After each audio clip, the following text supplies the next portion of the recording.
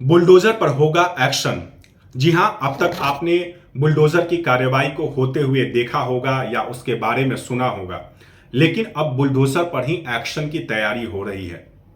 अब मैं आपको समझाता हूं कि आखिर मैं आपसे यह बात क्यों कह रहा हूं। एनडीए या बीजेपी शासित राज्यों में, खास करके यूपी, एमपी या राजस्थान, जहां कहीं भी बुलडोजर का एक्शन होता है, देश भर में दो गुट हैं बुलडोजर के एक्शन को लेकर। एक गुट है जो आरोप लगने मात्र भर से ही अगर आरोपी के घर को या उसकी संपत्ति को बुलडोज कर दिया जाता है तो वो खुश हो जाता है।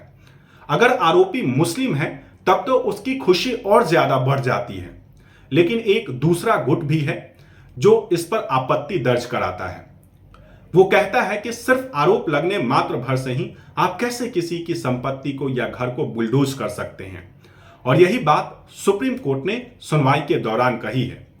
सुप्रीम कोर्ट ने अलग अलग याचिकाओं पर सुनवाई करते हुए कहा कि अगर किसी व्यक्ति पर आरोप लगता है, आरोप लगने मात्र से ही आप उसकी संपत्ति को कैसे बुलडोज कर सकते हैं, उसके घर को कैसे तोड़ सकते हैं।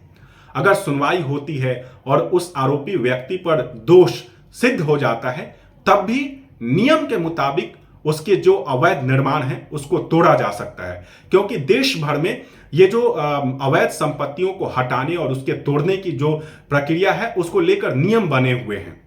सुप्रीम कोर्ट ने इस बात पर चिंता जाहिर की, अलग अलग याचिकाओं पर सुनवाई करते हुए कहा।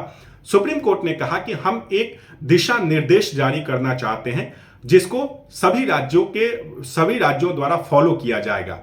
सुप्रीम कोर्ट ने कहा कि हम सबसे पहले इस मामले में अलग अलग पक्ष को सुनेंगे, उसके बाद एक गाइडलाइन जो है जारी करेंगे।